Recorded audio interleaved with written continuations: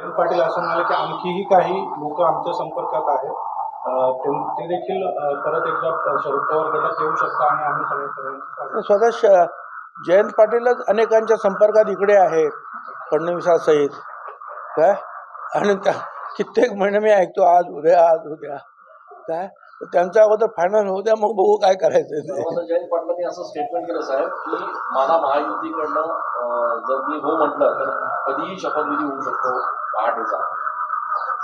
तर पहाटेचं करा, रात्रीचं करा, काय, परंतु याचा अर्थ तुम्ही त्यांच्या कॉन्ट्रॅक्टमध्ये आहात, चर्चा सुरू आहे तुमची, याला तुम्ही दुजोरा देताय.